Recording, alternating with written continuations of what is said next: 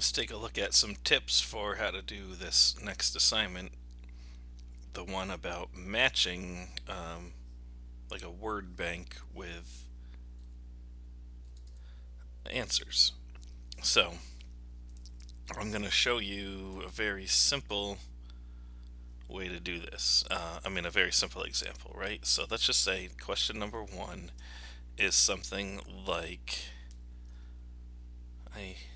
that's what's that stuff called? Hummus.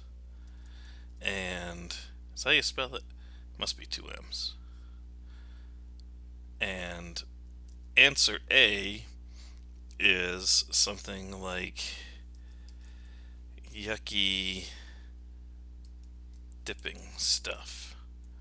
And then you say, no, that's not true. It's delicious. And I say, yeah, I know. We're just going with this for right now. Okay, so you're going to give, now you don't have to do them next to each other like this. You could, say 1, 2, 3, 4 and A, B, C, D in another line, however you want to do this. But the idea is you're going to have four things, whatever those things are, and you have to match them to four different things. And of course, they shouldn't be directly across from each other.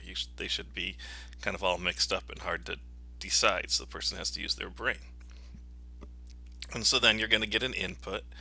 Oops, it might help if I say something like, okay, and then I'm going to get an input. And I might say, like, what is the answer, or let's say it this way, what is the match for number one? And so now, by doing that, they know that it's like this one here, right, for hummus.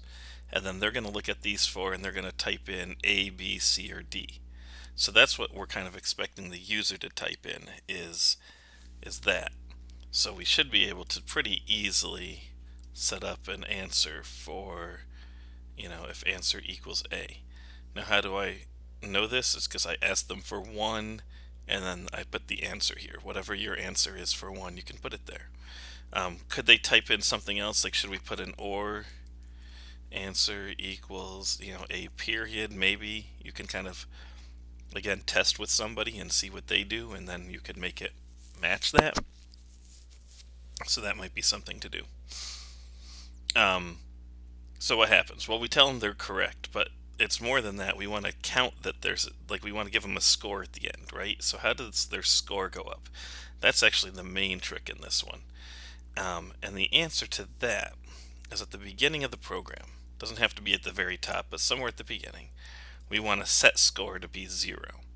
If we didn't do this, score wouldn't exist and this next thing wouldn't work. So we kind of have to create score.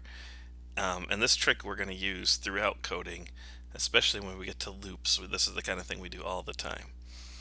And what we're going to do is we're going to say that the score equals the old score plus 1 point. So we're increasing score by 1.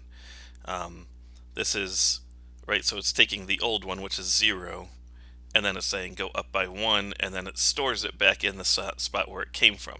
That way you don't have to create a new variable every time and be like score 1, score 2, score 3. It's like it can reuse the same one over and over again.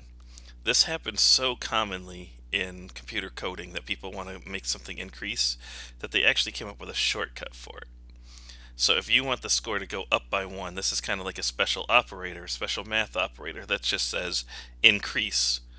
And if you wanted to, you could increase by 2 or increase by 5, but usually you want to increase by 1.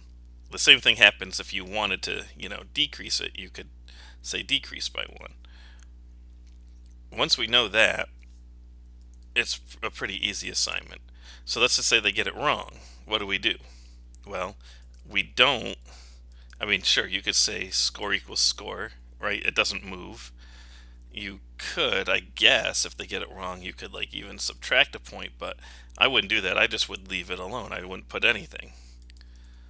Score doesn't change.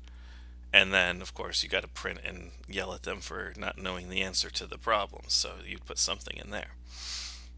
So that's the basic idea. And then at the end, all you have to do is say, well, here's what your score is. So you print the score at the end and it tells them how many they got right. And that is how you do this assignment.